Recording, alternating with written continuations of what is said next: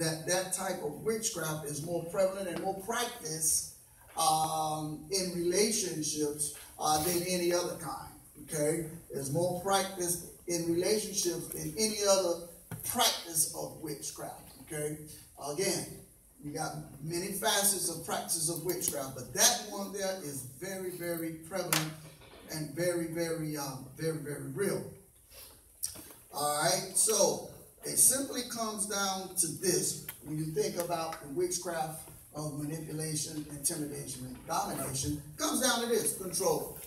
Control. Control, control, control, control, control, control. Okay? It comes down to control. The Bible calls it the Bible also calls witchcraft bewitched.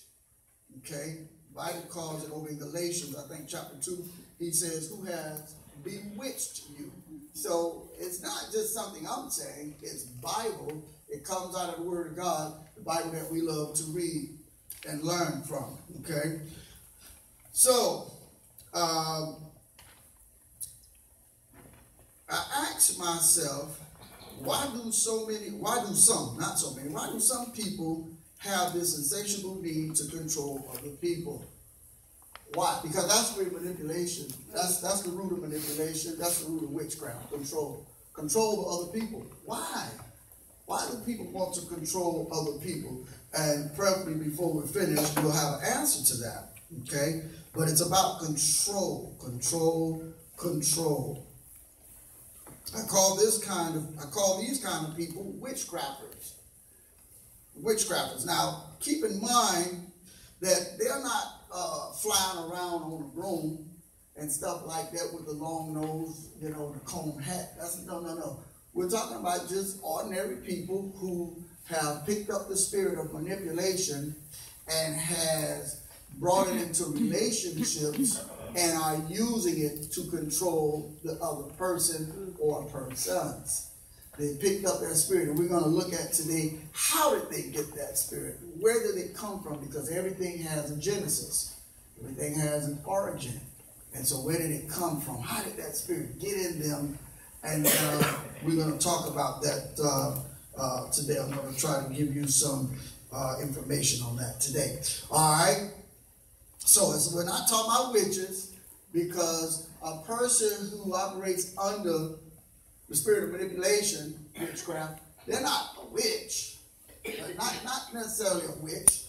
I mean, because it has nothing to do with sex. Because a witchcrafter can be a male or a female. Okay? It's not necessarily just a female, but it also can be a male, because it has no gender. Okay? All right? And so,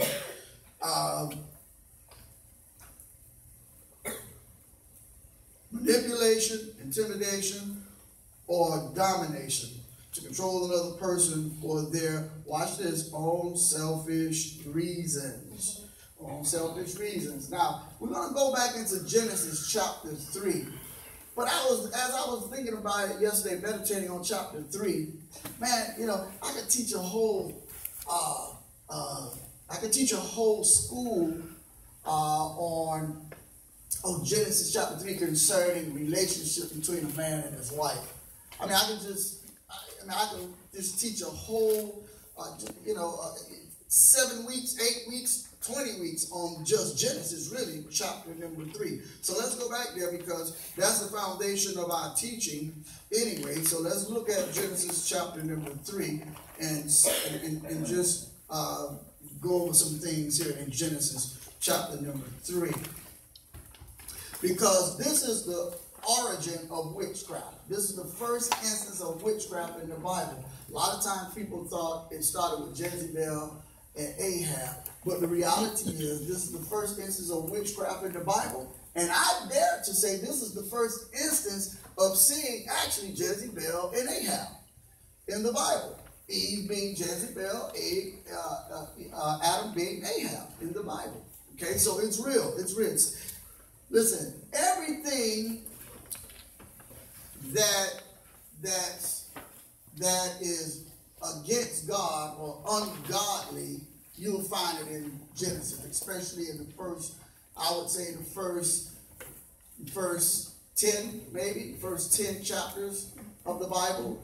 Everything that is ungodly, all the unrighteousness, all the witchcraft, everything you'll see basically from Genesis chapter 3 on to about Genesis chapter 10 for sure. All right, so let's go here. Genesis chapter 3 verse 1 says this. Now the serpent was more subtle than any beast of the field, which the Lord God had made. And he said unto the woman, yea, had God said, you shall not eat of every tree of the garden. And the woman said unto the serpent, we may eat of the fruit of the trees of the garden, but of the fruit of the tree which is in the midst of the garden, God had said, ye shall not eat it, you shall not eat of it, neither shall you touch it, lest you die. Verse 4, and the serpent said unto the woman, you shall not surely die, for God do know that in the day you eat thereof, then your eyes shall be opened, and you shall be as gods, knowing good and evil. And when the woman saw that the tree was good for food, and that it was pleasant to the eyes, and a tree to be desired, to make one wise, she took of the fruit thereof, did eat, and gave also unto her husband with her, and he did eat. And the eyes of them both were open, and they knew that they were naked, and they sewed fig leaves together, made themselves aprons. Hallelujah. All right. Now, the Bible, when you read the Bible or you study out the Bible, you'll find that Revelation is always moving. There's always more revelation on top of revelation, on top of revelation, on top of revelation. One of the things I noticed when I was reading this yesterday, studying it out, is that the Bible says that Eve saw that the tree was, let's go back to it. Over in verse, let me find that verse. I believe it's in, let's look at verse 6. And the woman saw that the tree was good for food, and it was pleasant to the eyes, and a tree to be desired to make one wise. Now, who was the one she was talking about was herself. She saw that the tree was good to make her wise. Her wise.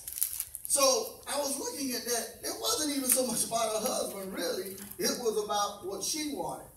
Not necessarily what he wanted, but what she wanted. And for that reason, she was acting out of order. Say out of order. Now what happened here is that the woman did not understand her place in the marriage. Okay, she didn't understand her place in the marriage. Part of that was Adam's fault. The other part was her fault. The reason why I say part of it was Adam's fault, because when she offered him the fruit, he shouldn't have eaten it. He should have told her, absolutely not. God said, we're not supposed to do that, Eve, so I'm not going to be in cahoots nor agreement with you. But instead, he ate with her. But she didn't know her place in the marriage. She thought her place was to lead her husband instead of her husband leading her. The Bible didn't say Adam took and gave her. The Bible says she took and gave to Adam. So that tells me she did not know what her place was in the marriage. And we have that taking place even today, where some women don't know their place in their marriage. Amen. Here was her place in the marriage. Look at Genesis chapter 2 and verse 20. Genesis chapter 2 verse 20. Genesis chapter 2 verse 20. And Adam gave names to all cattle, and to the fowl of the air, and to every beast of the field, but for Adam, there was not found in help meet for him. That was her place. Help me. Say help me. Help me. Her place was to help her husband. How in the world could she have been helping her husband when she went ahead of her husband and did what God forbid them to do? So she did not know her place. And this is where witchcraft came in, because she usurped an authority that she really didn't have. If her husband never took of the fruit and brought to her and gave her to eat, what would make her think she can take of the same tree that God said don't eat from, the tree, give to her husband, and he would eat and he would follow her instead of her following him? So here's the first instance of the order of God being for witchcraft. It opened the door for witchcraft to come into that relationship where the woman wanted to be in control. She wanted to control her husband because she didn't know her place. And that's why when I marry people today, hey, listen, you have to go through 8 weeks of counseling. What do I do that for? Because I don't have nothing else better to do? No, I have to sit down 8 weeks and give that couple of understanding of the order of God in their relationship. Because if the man don't know his place and the woman don't know her place, then what's going to happen is that witchcraft is going to take over that relationship. Because we can see it's in the woman's nature to lead. She leads. She wants to be a leader. Now, I'm not saying all women are like that. Okay, and I'm saying, and we'll find out later why some women are like that, okay, or why some people are like that, period. But she took of the fruit and gave her husband. Her husband never gave her. But who told her that it was okay to take of the fruit and give her husband? In fact, the serpent never even talked to the husband. What did he see in the woman that he didn't see in the man?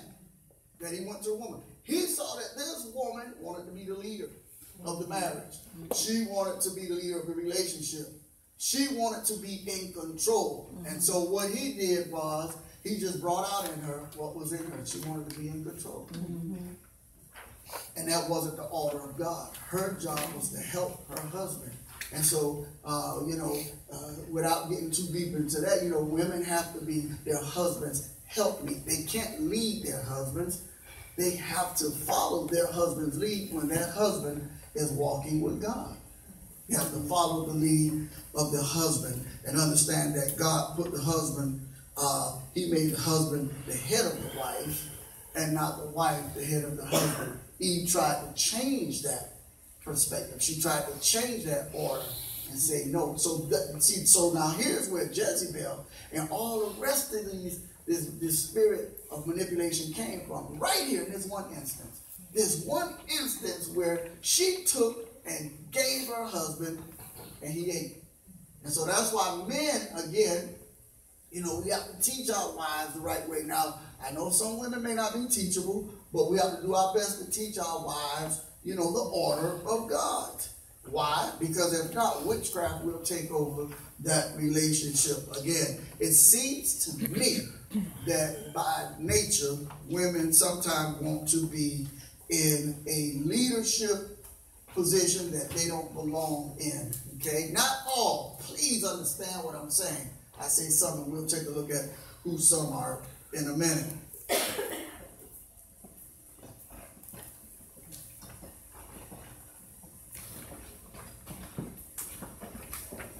So there's an order. Say order. Order. So there is an order with God. Okay? The man is the head of the wife, not the wife the man. The man is the covering of the wife, not the wife the man. She does pray for him and intercede, but she's not the covering, neither is she the head. And so Eve didn't know this. I don't know if Adam sat down and spoke with her about it. I don't know, did she know what her role was? It's funny, she knew about the tree and what not to do, yet she went beyond what she knew not to do and did it anyway, and brought her husband in cahoots with her, and caused them to sin against God and caused them to fall out of relationship with the Lord. Because it was out of order. As long as Adam was in that garden, he didn't bother with the tree. It's when his wife came along and urged him on. I don't know how he figured she knew it was all right to do it when God told him it wasn't all right. The serpent gave her an okay to do it, but God never did.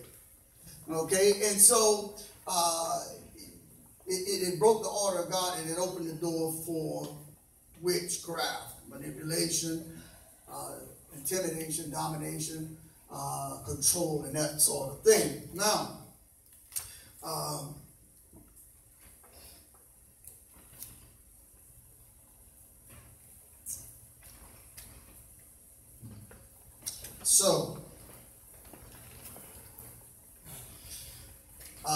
So what we have here is, I'm going to go into telling you how doors got open.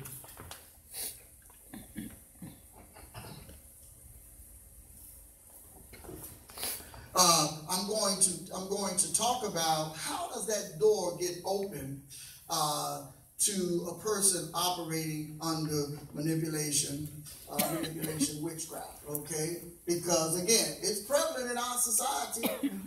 Everywhere you go, you can see it. You know people who like to manipulate people, okay? We know people, it's about taking advantage. It's about control. I'm in control. I got this. I'm in control. And so that's not the order of God. God never intended for no one to control no one. Okay, not even when a man is in leadership in his marriage, he's not controlling his wife. He's leading his wife by example as a godly person, as a man of God. He's not trying to control her, okay? That's not his role. He's not supposed to anyway. But he's supposed to be an example to his wife as he lead her as a man of God in his lifestyle, okay? You got some men that's full of manipulation and control too. They think they're supposed to dominate their wife, intimidate them, and manipulate them. No, no, no, no, no.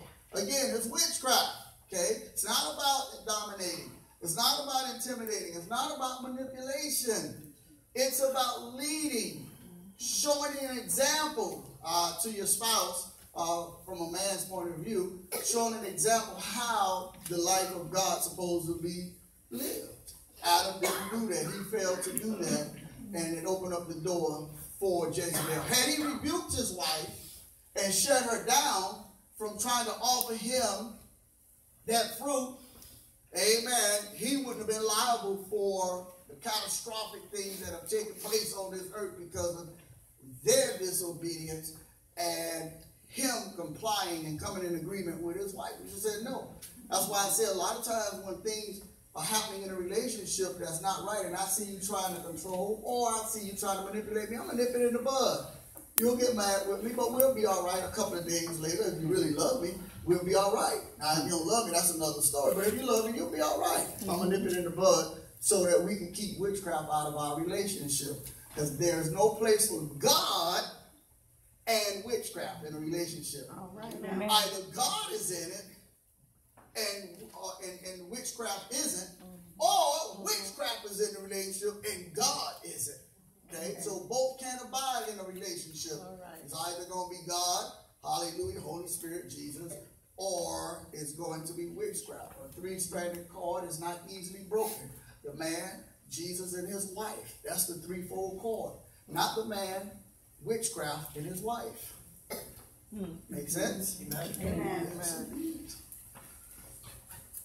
okay, so now let's talk about ways those doors are open to a person for that witchcraft spirit to come in manipulation. Again, and let me tell you, some of these people are very nice people. They just have a problem with the witchcraft because they don't even, some people who operate under manipulation, witchcraft, they don't even know it. They don't even know it's a spirit. Oh, it's a spirit. Some of them don't even know how it got there. So let me see, can I help them a little bit? Number one, the door is open through rejection. As a child or as an adult. You'll find people who operate under manipulation, that witchcraft, manipulation, domination, intimidation, or that control. If you talk to them and they tell you the truth, they'll tell you how they were rejected as a child or as an adult. And so then they find a need now to control people. Number two, they inherited. They inherited the spirit of witchcraft or manipulation from their parents. Maybe their mother was the one in control of the marriage. Or maybe their father was the one that was witchcrafting the mother. You know, controlling, dominating, intimidating. But they inherited. A lot of times that's witchcraft comes from, again, you being in a household where you see one parent, and both parents are there, you see one parent dominating the other parent in an ungodly way. And so you pick that up and you take it into your relationship when you get older and get married. My mom was in control. My mom ain't played it with my dad. What do you mean your mom ain't played it? Oh, no, she ain't played it. My dad listened to what my mom had to say. What is that? Well, that's witchcraft right there, my friend. So your dad was under witchcraft. Now you want to witchcraft your husband. Is it making sense? Amen. So far, okay. So they think it's okay because this is what I learned growing up. My dad was a witchcrafter and my mom always scheming on her. Always manipulating her some kind of way. So I saw my dad. So that's how I am. Ain't nothing wrong with it. My dad did it. And my dad saw his dad do it. And so on and so on and so on. But it all comes from the pits of hell. It's not of God. It's called witchcraft. Amen. Low self-esteem and insecurities. Most of you manipulators, or witchcrafters, I call them, they have low self-esteem and insecurities. And that prompts them to start manipulating people, and it could have started in their childhood. A lot of people that deal with insecurities and low self-esteem, for some reason, it started in their childhood, and they grew up, and so they developed the spirit of manipulating people because it made them feel good about themselves. I got over on you. I got over on you. Yeah, I'm in control of this thing. I'm in control of that. I'm controlling this. Control, control, control. Because I feel, I can't control nothing, so I'm going to control you. Matter of fact, people who get involved, a lot of times, witchcrafters who get involved with people, they get involved with people that they feel like they can control. I want y'all to learn from this today. Please hear my voice or hear my heart. That's what they do. They look for people who they can't control because they have a spirit that they don't even know exists. They want to control that person, so they look for people that they can control, because if I can control you, that makes me feel good about me. Okay.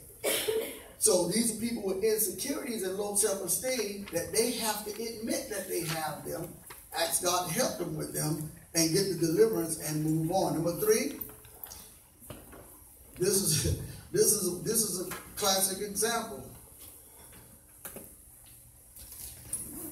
Always wanting to have things their way. Always wanting to have things their way. When you see a person like that, trust me, in their upbringing, in their childhood, it comes from their childhood. Nobody put them in check when they were children. They didn't get disciplined when they were kids, and so they grew up thinking they could have their way. And so they get up, when they grow up, they get involved in relationships, and now that person in that relationship try to bring them in check, they rebel against it. Oh, no. You don't tell me what to do. Why? Because nobody told me what to do when I was a child. I ain't got to listen to you. I ain't got you ain't God. You ain't my boss. They'll say things like that. But what is that? That's witchcraft. That's the spirit of rebellion. The Bible says the spirit of rebellion is as a sin of witchcraft. What kind of witchcraft? Rebelling against authority. No, don't tell me what to do. Nobody told me what to do when I was growing up. And that's the worst thing parents can do, is let their children get away with things, because when they grow up, they're going to be a witchcrafter. They're going to manipulate people. Why? Because nobody put them in check when they were kids. Nobody put them in check. They didn't get disciplined when they were wrong. The parents turned their eye away from the child doing wrong. The parents turned their eye away. Turned their eye away when they saw the children doing wrong instead of correcting them. I don't understand why parents don't want to correct their children. You're setting them up, and we're talking about Christians. You have to correct them. Amen. I didn't tell you to whoop them. I'm not into that. But there has to be a way for you to take away some of their privileges. But you have to correct them. Because if you don't, they'll grow the mindset, I can do what I want to who I want to, and when I want to, and that's how witchcraft is born in them. And then they get into a marriage or a relationship, nobody can tell them what to do. I'm going to tell you what to do. Why? Because nobody told me what to do when I was a kid. Nobody told me. My mother didn't. She let me do what I wanted. My dad let me do what I wanted.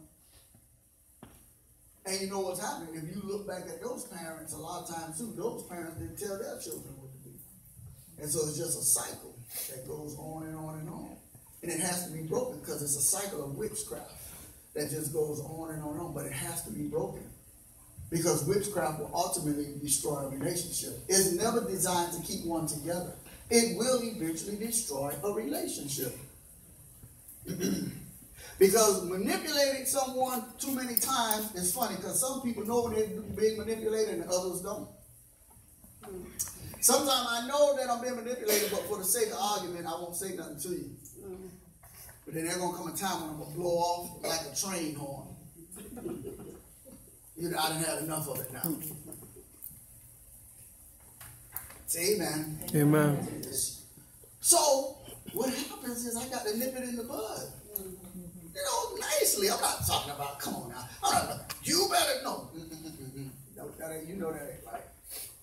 You know that ain't right. Don't do that. Don't be like that. Like that. You know, I'm not telling nobody to get into argument. If two people can't, settle differences without fussing each other out, bickering and back and forth, you know it's witchcraft there to begin with. Because we ought to be able to discuss things as adults and work things out as adults, not as children. No, there's witchcraft in there. Because witchcraft, again, is spirit of control, and the one who's being controlled, after a while they're going to like it. The one who is the controller want to continue to control. So I've learned that. I've learned that. And so, again, want to have their way. I'm a grown man now. I know I can't have my way in all things. But when you're a grown person, the only thing you want to do is have your way, you are under a spirit of witchcraft. You can't have your way all the time. Amen. Can't. You just can't. You can't. You can't. Because there are times when having your way means you're wrong sometimes. And when you get called out on trying to have your way, you're going to blow up. And that tells me right there what the problem is. It's called witchcraft. You didn't blow it up now, but that's my fault because I allowed it to go along too long. Anybody with me this morning? Are we okay? Amen. I hope I'm bringing it across as clear as I can and out of love and through grace. Because I want us to see this thing and what it's like and how it got there. Whether or not it could be affecting my relationship or my marriage or my relationship even with people on my job or what have you. Okay? It's real though. It's real. It's real. It's real. Another way those doors get open is through bad relationships.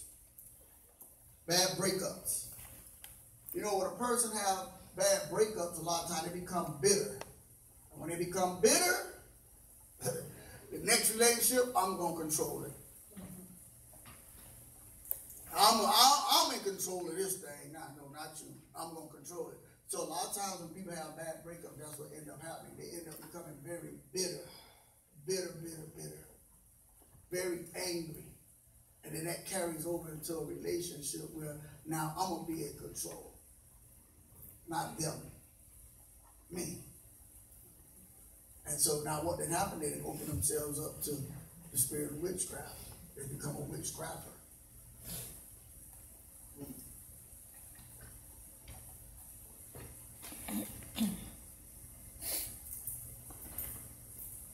Always feeling like they have to fend for themselves.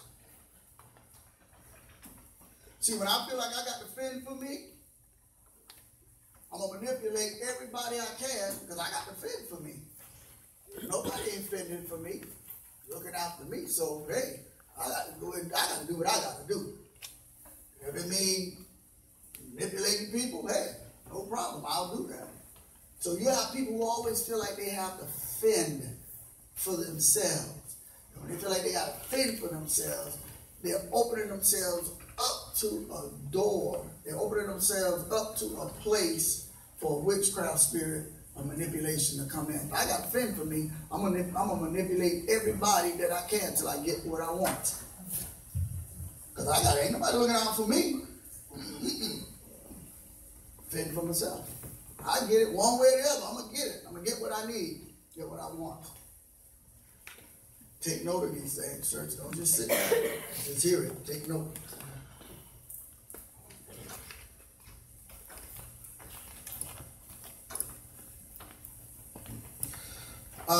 That was number 5.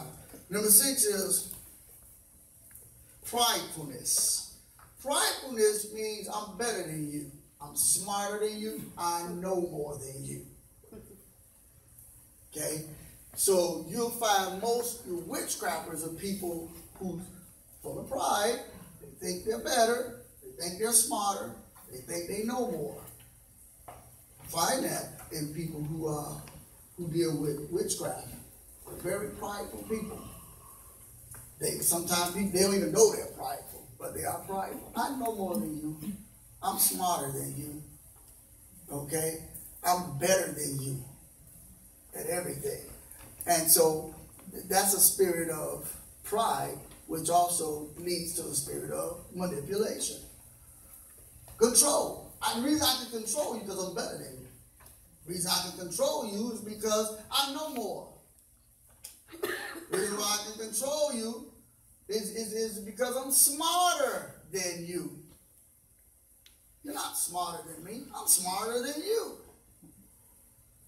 That's a door open right there for witchcraft to come in. All right? Manipulation, intimidation, and domination. Eve swore she was smarter and wiser than her husband. She said, I want it because I want to be wise.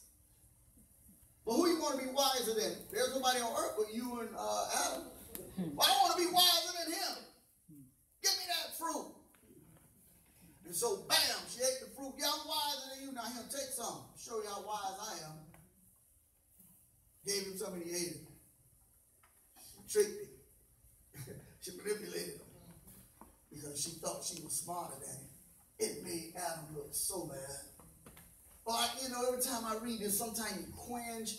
You're like, Adam, come on, bro, where you was anyway? What you was chilling? What you was doing while your wife was talking to the serpent? Out of all, Adam knew how the serpent was. And if he was standing there listening, well, geez, Adam, come on, step up, bro, rebuke the devil. Nope, he sat there, watched her. Yay, Eve, you got the fruit. Yeah, but now you done brought the whole world under a curse, Adam. By allowing Eve to think she's wiser than you. Mm-hmm. She got you to do what you never even attempt to get her to do, which was eat up the forbidden tree, from the forbidden tree. Y'all hear what I'm saying? Mm-hmm. So she thought she was smart. A prideful spirit think that they're smart, so they'll think they can manipulate you. You watch sometimes even the kids. You don't see kids. You pay attention to your children. You see them trying to out-slick you, it's there. It's already there. It's just they gonna develop it, work on it, until they become masters at it. Yeah. Them kids, boy, the devil loves to put that spirit in them kids. Mm-hmm. Trick you. Mm-hmm. Trick you, trick you, trick you, trick you. You smarter than them. They tricked you and lured you into all kind of situations. They got you to do all kind of things for them you shouldn't have did. Amen. You're on punishment. So you don't get anything. Your grades wasn't up to par, so you don't get nothing. Well, I'm going to just give you a little something. Well, I thought you said you weren't going to. Well, yeah, they put on a sad face. They done witchcraft you. Mommy. Daddy, I love you. Okay, baby, I know. Let me go get you a toy. Let me go buy you a little something. Thank you, Mommy. And go behind your back and say, got him. Got him. Got him. Because love is blind. Sometimes you can't see when you're being manipulated. Amen? Amen. Amen. I'm going to take their cell phone for 10 weeks. In 2 days, there go your cell phone. Now, just don't do that again, Charlie. Really? You done manipulated. Okay. Bring it to them. Truth now. Bring it to them.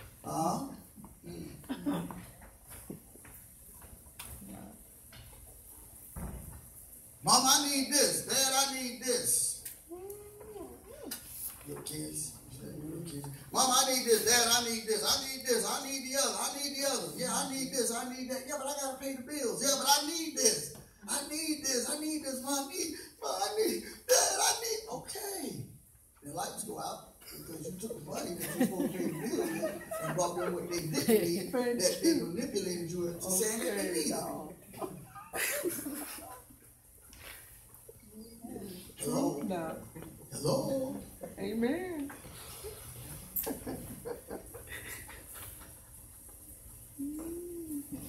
Sit down, and you on punishment.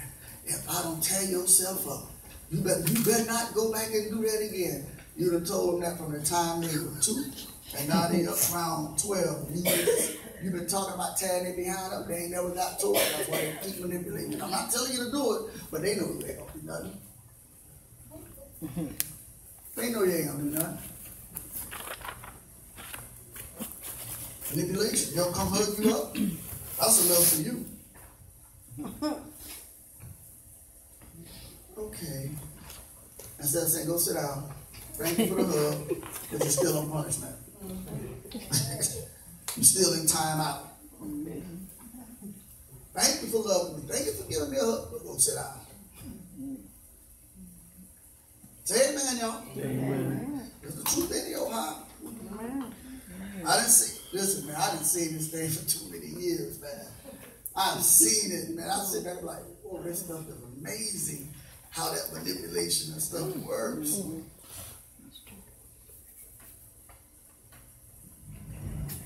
On your job, you know how you manipulate your supervisor, manipulate the other co-workers and the thing you're doing. You escape. Remember when you escape and go in the restroom and spend more time in it than you're supposed to, and you know you shouldn't be back out there working, that's manipulation.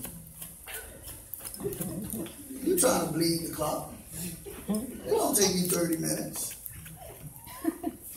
What you in there doing? Manipulating. Running the clock down. Sometimes you get in out the bathroom, back and forth, like the children do in church. Well, man, bro, what's wrong with you? You got a bladder problem. Every 5 minutes you have to go there. What's wrong with you? No manipulation. Oh, I got to go to the bathroom. I got to go to the bathroom. Didn't you just go about 2 minutes ago? Yeah, but I got to go back. Yeah, I got to go back. Yeah, I got to go back.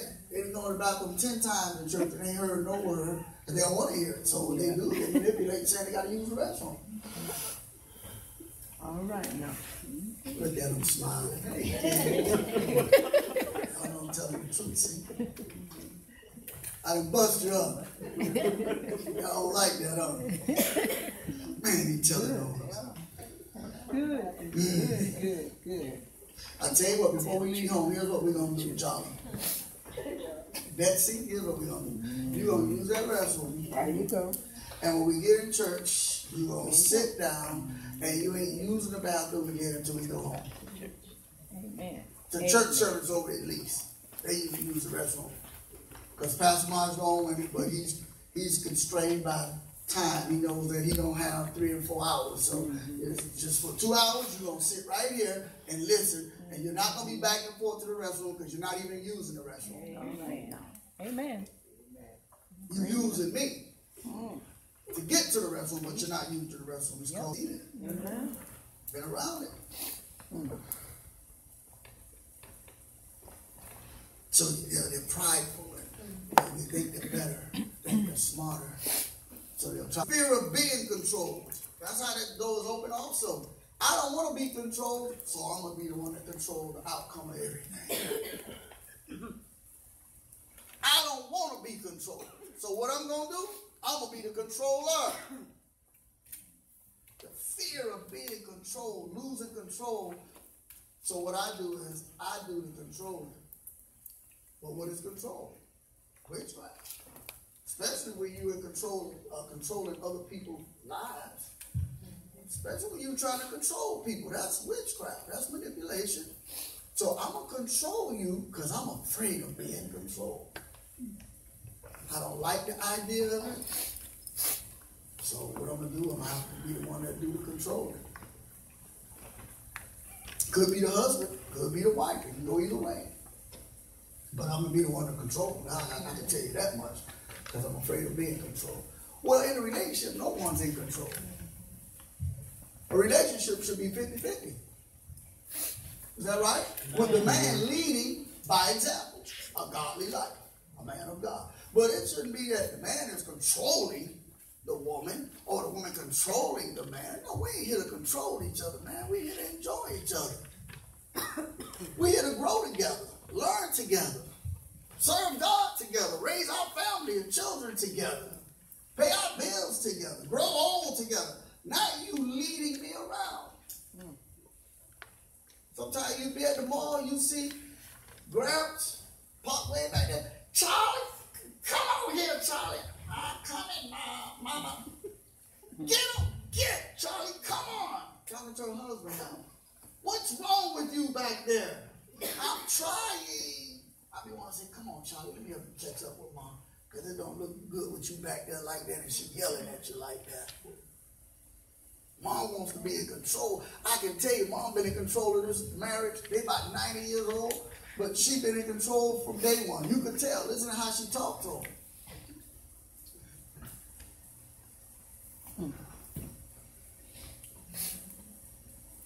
When a woman is in control of a relationship, you can tell how she talked to her husband. I'm gonna just put that in. I'm gonna talk about the man for a minute. But the woman, she in control. She talks to him a certain way. She talks to him with no respect. Okay. Wow. She'll say things to him to hurt his feelings. Amen. Yeah. I got to keep control. So if I hurt your feelings, but I got to stay in control. So if I said something to hurt your feelings, that's just too bad. But I got to be in control because I don't want to be controlled.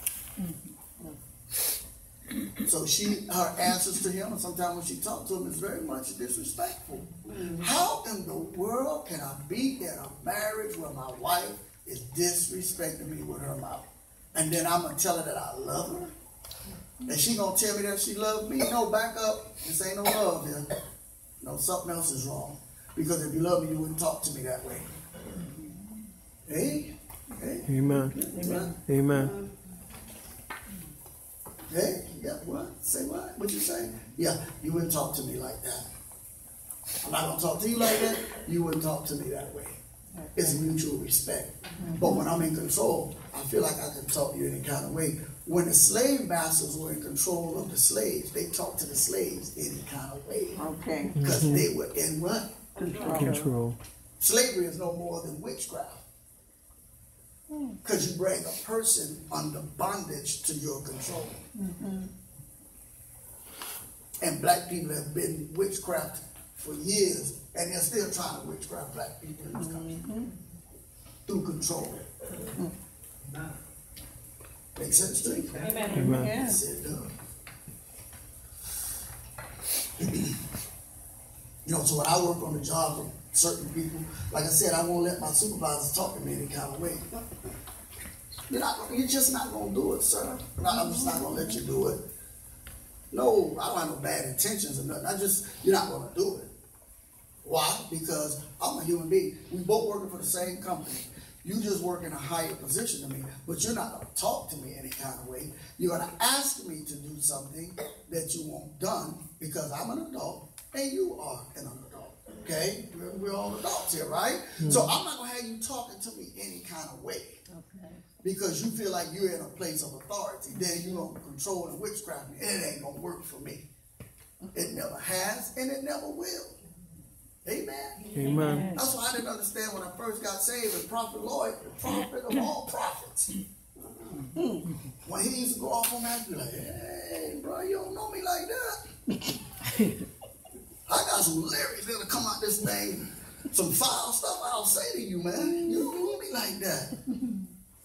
But I didn't know that I was being humbled by the way he was talking to me. I had to learn. Pastor Val had already learned. I used to wonder why, she wasn't like defending me. Man, defend me. You know how this man talking to me? Baby, I just got off the street. And you, what? Hey, Anthony, you just listen.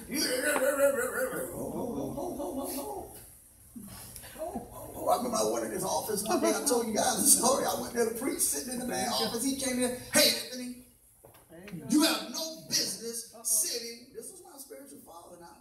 You have no business sitting in my office. Who let you in here? I said, well, one of your ushers, your greeters, whoever. Well, you have no business. I don't like it. And I'm getting ready to go preach for him now. But I got up and walked out to go get in the car. The deacon who was with me at the time, he said, don't listen to him, man. You came here to preach. You came to do what God said you to do. Don't let this man make you walk out. Because I was getting ready to get up and go out and get in my car and go home and give him a call the next day and say, listen, you might be my spiritual father, man, but you are not my natural dad. My dad didn't talk to me that way, and I'm not going to let you do it. But I humbled myself and took it, called him the next day. He still was rattling on, chastising me, telling me this, that. I just took it. Yeah. I took it. But it helped me. Yeah. It helped me. It did help me. It helped me to understand authority, but he wasn't trying to control me. I'm saying there are people who will try to control you based on how they talk to you, even in a relationship. Amen. So my wife, when she talked to me, don't talk to me disrespectful. And when I talk to her, I don't talk to her disrespectfully. We have a mutual way in which we respect each other through the way we conversate. Are you listening to me? Amen. Yes, understand that. I honor her. She honor me. All right? And so we have that understanding. So she don't want to be in control, and I don't want to control her. She's not a puppet, and I'm not a puppet. The only people that want to control somebody, they want to be a puppet master. She's not a puppet, and I'm not a puppet. So I'm not going to let her control me, because that's not something she want to do, and I'm not going to try to control her. That makes sense to you? Amen. Amen. Oh. Number 8, that was number 7. Number 8 is they don't like being corrected. Oh my God. Dare not try to correct the person that's full of control. You are going to have a fight on your hand. You can't correct me. They don't want to hear it. They'll turn it around on you. Now, how you flip the script like that? You think you holier than thou? Especially if you're a Christian, you know we hear that. Who you is? You can't correct me. Well, I'm your husband. That's my job. And if I can't correct you, you know what you're telling me? And you telling the kids this. I can't correct you if you're wrong, and neither can I correct the kids when they're wrong. So I just don't have no authority in the relationship. So I tell you what, you correct me, and let the kids correct me too. And I just be that puppet that's there, letting y'all just do whatever, say whatever, correct me like you want. Are y'all listening to me? But where's my authority in all of this? How come I can't correct you? Why can't I tell you right from wrong? Why can't I tell you when you're in error without you blasting off like you going to the moon in a rocket ship? No, I have to be able to correct you when you're wrong. That's my job. Because guess what? Adam didn't correct his wife, and he see how he got rebuked by God. Yeah, he got rebuked. God said, but Adam, come on now. Now he talked to Eve a little bit. But it was Adam who God was mostly mad at, because he didn't correct his wife. Amen. Amen. So if you're in a relationship and you got a person that's a godly person, or your husband a godly person, or you know, he's a person of wisdom, listen to him. Because correction is good for your life, for your future, Amen. for your destiny, Amen. for your marriage. Well, can I correct my husband? Sure, you can give him wisdom, but not out of get back. Right. Don't try to get me back now because I corrected you. Don't play the games. I corrected you because you needed to be corrected. All of us need to be corrected at some point. But when we're in a relationship, ladies, if you need to be corrected, because Eve didn't get corrected, God corrected her, but Adam didn't. And that's what opened the door to witchcraft from the beginning. Ahab never did correct his wife, Jezebel. He just let her run roughshod. Samson never did correct Delilah. He just let Delilah have her way until she had him killed. Come on now. So, yeah, correction is good. Say amen. Amen. It's good, yeah. You ought to want to be corrected when you're wrong. Amen. Especially if you say you say. If you say you saved, you don't want to be. That's a problem.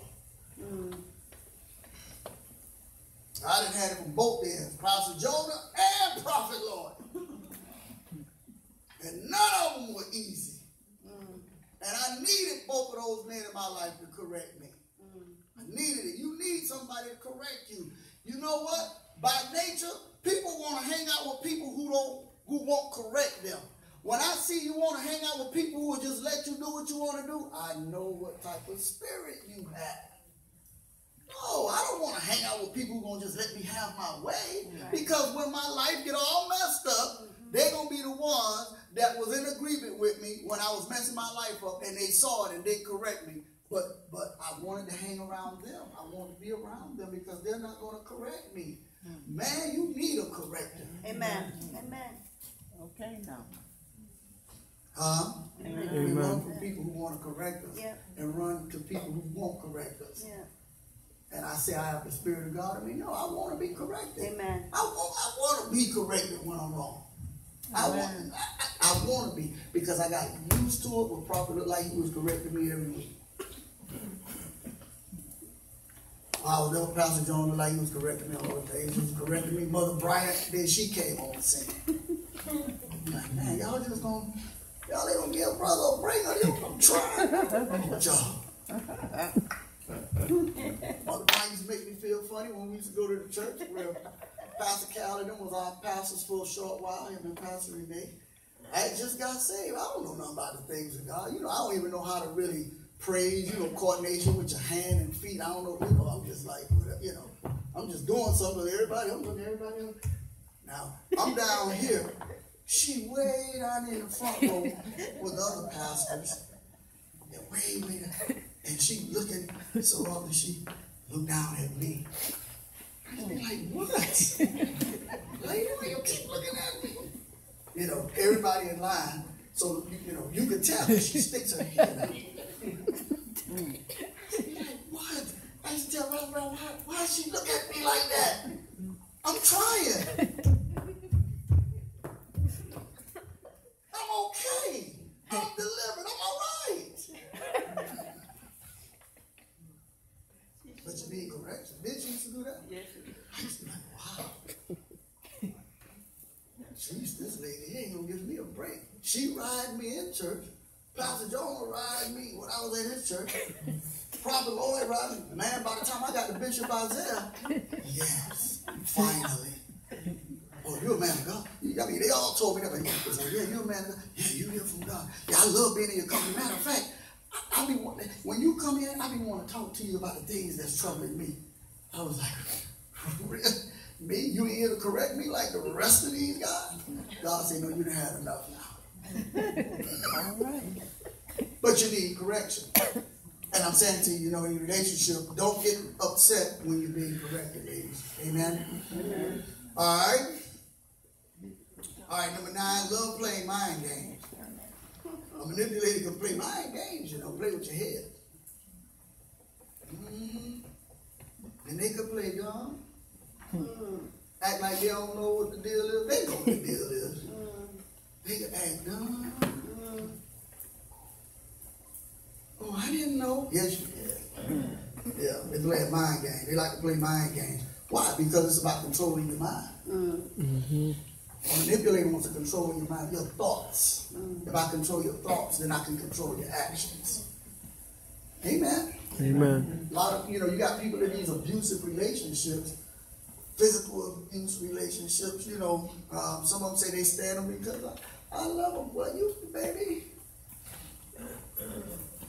Or you got some men in relationships where the women are abusing them. Either way you look at it, it's manipulation, it's witchcraft. An abusive relationship is witchcraft. Either way you look at it. Because it's about one person dominating the other person. And there's no domination, or there shouldn't be any domination in a marriage. Nobody's dominating no one. Make sense? Amen. Always the victim. A manipulator, they'll get you good with them always being the victim. Everybody victimize them. They don't do no wrong. They always saying somebody doing something to them, or they jealous of them, or they this and that and the other. That is a person that don't even know it, but they are under the spirit of witchcraft. I'm a victim. They talking about me. They will bother me. Kids do that. Pastor Val come home and tell me all the time, from her job where she worked with the kids, and say the kids are saying, Joe looking at me. Well, how you know? Because I saw it. Well, stop looking. I told Pastor, I said, Pastor, here's what you tell him. Tell him to stop looking at Joe, and he won't even know that Joe is looking at him. That's simple. That's a big revelation. That is. Just don't look at him. And you will never know Joe is looking at you. And you won't never have to make your face up, Todd. You never have to make, I call him. You have to make your face up now because you don't even know that Joe looking at you. Okay. She said, come. Miss Val. Larry looking at me. How you know? Because I see him. Okay, don't look at him. But he'll still be looking. How would you know that? Unless you look. Victim. Say victim. Victim. Victim. Joe looking at him. Now that's causing, and they be about to cry. I'm like, some of them be crying. Sally don't want to play with me. Victim. Sally don't have to play with you. That's right. Okay. Right? Sally gonna play with who she want to play with. Now you want to make Sally play with you. Yeah. And when Sally want to play, you going to come crying to Miss Val, hoping she'll go make Sally play with you, get in hoops with you with your manipulation. Not knowing a lot of times she may have done something to Sally. The one who's the victim? Yeah. All right now. Because he don't know one that'll throw the stone and hide the hand. Yes. All right. A lot of you manipulators are provokers. Yeah. Mm-hmm. True. Okay. Why would you provoke me? And the worst thing to do for a manipulator is to provoke somebody who's full of anger. It won't go well.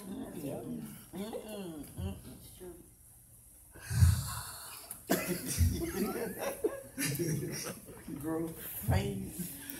Yeah, don't provoke me. Amen. Don't provoke me. Am I making any sense? Yeah. Are you getting anything from it? Are you learning anything? Yeah. I don't provoke. So your manipulator likes to provoke the other party to get a response out of them, but sometimes you got to be careful because you'll get the wrong response. Amen.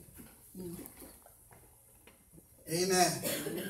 Because they want to be in what? In control. In control. Number 11, I think it's the last one. Unteachable. Say unteachable. Unteachable. You can't teach a manipulator because again they know everything. Yeah. Can't teach them. They know it. You ever meet some people? Yeah. Last week I had this nice bottle of water. Yeah, I had 5 of them like the week before. You had one. Yeah. The other day when I was at the mall, I saw a big sale. Yeah, when I walked through the mall, all the stores had sales. I'm like, jeez, can I get a little something in there? Can I get a little glory? Just give me a little tiny bit.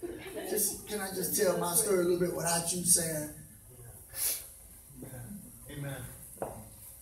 I was at the red light the other day, and I saw 5 cars, of the same color. Yeah, you know what? That reminded me. About 2 years ago when I was at the red light, I saw 10 of them. Okay. Forget it. Forget it.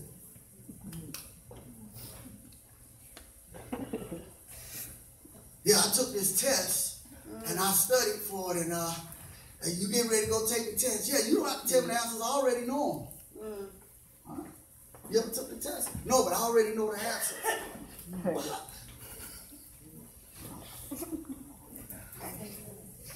Mr. or Mrs. Know-it-all. You ever meet people like that? They know you can't tell them nothing. You can't teach them nothing. They know everything. I know that already. I know that already. I know that. Oh, God. Got to pray for my youngest grandson because he's like that, you know. Said, I know that his name. I know that already. He loves to say that. I told him, I said, come go. You know, I said, I'm getting ready to go jog. Oh, I'm going to go jogging with you. He's about 9 at the time. I said, you going to go run? Yeah, I'm going to go jogging. I said, you can keep up. I'm going to run about 3 miles or so. Oh, yeah, I can do more than that. You 9, okay. You do 3 miles? Yeah. He said, okay, well, you sure? I said, now, if you come out, I'm not going to stop and wait on you now. Because I'm not out here to be like holding you by the hand, man, trying to get you to keep up with me. Oh, yeah. I can keep up. I can go further than you. All right, we start out jogging. We jogging. All of a sudden, he was on the side. At first, he started on the side. I mean, after a while, he hear his steps as he's falling back and back and back and back. So far, he done fell so far back, all I hear doing is calling me, Grandpa! Grandpa! I'm tired. I said, well, I'll see you when I get to the end of where I'm going. I'm not coming back there, and I'm not going to stop. I told you you could. Grandpa, don't leave me by myself. Yep, you're going to stay right back there by yourself. I told you you couldn't keep up, but you know what I'm talking about. Yes, you can. I know how to run. I know how to jog along too. I know how to breathe when I'm jogging. Don't know how to do nothing. Left himself right back there crying. And I never did go back. So where I ended up, I think in the gym, he came. Grandpa, I said, man, I'm working out, man. Just sit yourself down until I get through. I ain't got time for that. I told you to stay home. See, I was teaching him. Stop saying, stop acting like you know everything. All right. See? So when he came back up last time when I was saying I was going jogging, I know he walked off and went in the room. Grandpa taught me a lesson about that. That's okay. No, come on. Go to Exodus 22 real quick. I know nothing.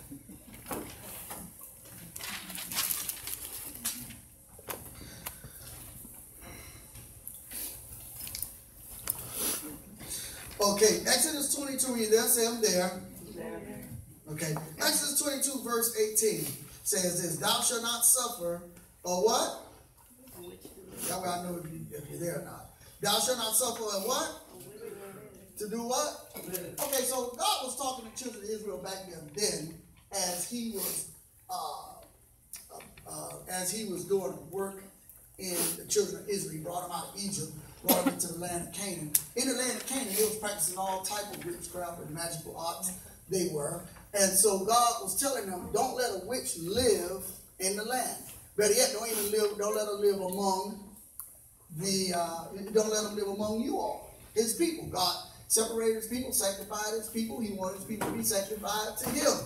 Those were God's people. He didn't want them practicing the things that the carnal people, the worldly people, the ungodly people was practicing. So he says, listen, don't even let a witch live. Suffer her. That word suffer, don't even let one live. Now, in today's society, we're not talking about killing nobody. Just don't let witchcraft live in your relationship. Okay. Don't let witchcraft live in your midst. Don't let it live. Kill the spirit by prayer. Not the person, the spirit. Confront it if it needs to be confronted, when it has to be confronted. Deal with it. Of course, you know, a person that has that spirit will be mad and angry, but they'll get over it. Again, if they love you. But you have to deal with it to keep it from breaking up the relationship, because witchcraft will eventually destroy the relationship. It will. I don't care if it's 10 years from now, 15 years from now, 20 years, because where you find witchcraft, you find anger. Because the person who's under control is going to get fed up and it's going to create problems. I'm telling y'all what I know. So before all of that take place, just deal with it. Or the person will just get so angry, they'll just walk out the relationship. But it's going to blow up some kind of way because it's not of God. So I would say to you, if there's a situation taking place in any relationship, deal with it. Even like I said, your supervisor's a witchcrafter. They want to control you. You know, you have to tell them how you feel about things if they're wrong. If they're wrong. I'm not telling you to go tell somebody something because your feelings were hurt. I'm not saying that. I'm saying if they're wrong. And by being a Christian, you and I in the Bible, okay, we ought to know wrong from right. First, we ought to know that before we got saved, but it shouldn't be hyping after we got saved. But you have to deal with it. It's going to destroy the relationship. It will, because somebody, the one who's being manipulated, is going to get angry, and it's going to be like the island people say, it's going to be a mashup. Oh my God. Yeah, it's going to be a problem. It's going to be a problem. So you want to deal with it. Real quick, go to Proverbs 16.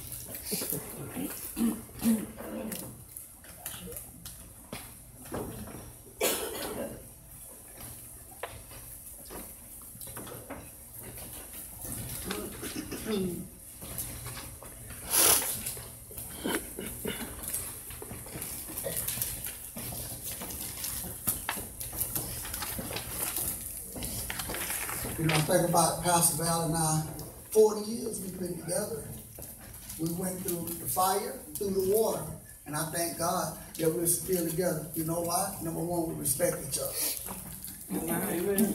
She don't try to control me, and I don't try to control her.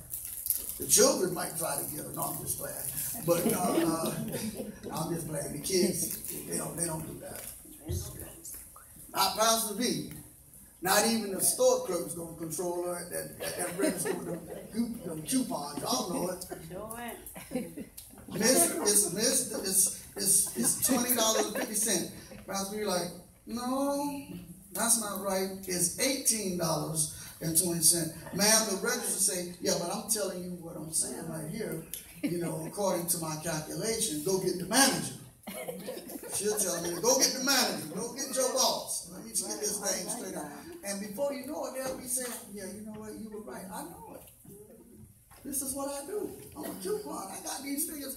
You know, she told me a story one time before about her dad. Now, I thought that was funny, you know. She said her dad didn't get on her much about other things but numbers. He got on her about numbers. So she said, listen, I'm good with the money and numbers. You know, so you can't trick me with the money. You can't trick me with the numbers. So she's good with the numbers. She ain't lying, boy. She's good with the numbers and the money. Because sometimes, you know, I be like, how much I owe you? Well, you owe me this, and you owe me. Wait now. You know, 'cause I'm dumbfounded when it comes to numbers. So, you know, sometimes people will say, wait, Tony, you know, he like his mama with the numbers. You know, it'll be me and Ash. What?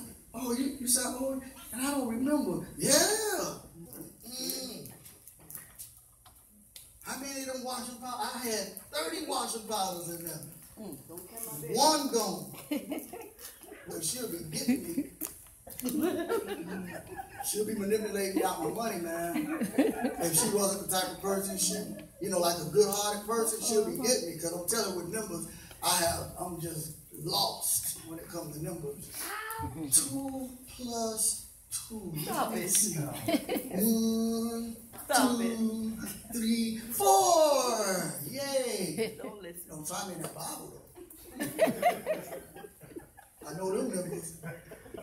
Chapters and verses. All right. Amen. She know that.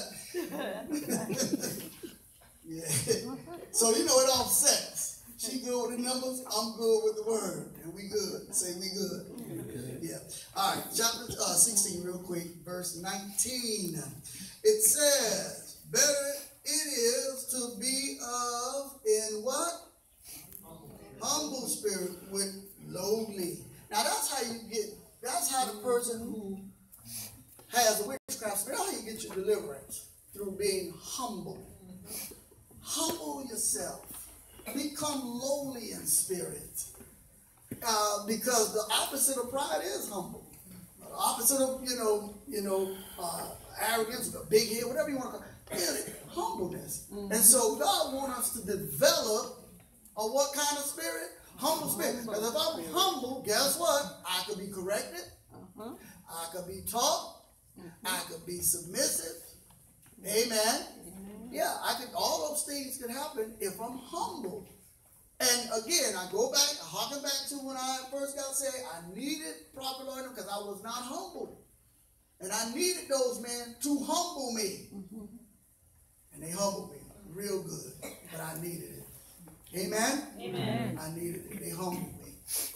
Between them and God, they humbled me. And I needed it. And so I'm here to tell you today that you can get delivered from that. But you have to understand, it starts with you having a humble spirit. Sometimes you need to learn to be quiet. Right. Sometimes, ladies, you want to argue with your spouse. Sometimes just what gets me, back in the day, sometimes she'll just get quiet on me. And that can boil your blood. Yeah, both. Because I need the feedback to give me the energy to continue to argue my point. But if you shut down on me, then that makes me even madder.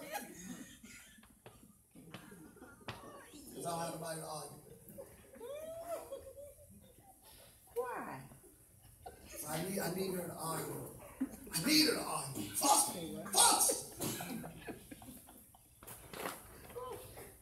Here's what she said. I'm praying for you. I need you to pray for me. Pray for me. Listen. So, ladies, sometimes you just need to I'm praying. Be quiet and listen. And if the man is in error, then go pray. Go to God. God will take care of it. But if he's trying to teach you something, listen and learn. That's right. Because how would you go to your job and respect your boss and listen to them? Yeah. Who's not taking care of you? Okay. But when you come home, you can't respect and honor your husband. There it is. Yeah. That's hypocritical, my friend. It's true.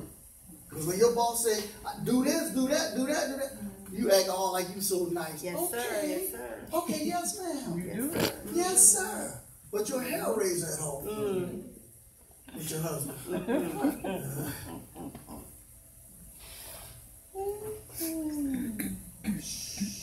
Learn to be quiet. Develop a humble spirit. God exalts you in due time. Amen. Amen. And keep that witchcraft out of your marriage, and your marriage will last Okay. for a long time. Long time. Forever. Say forever. Yeah, it'll last forever.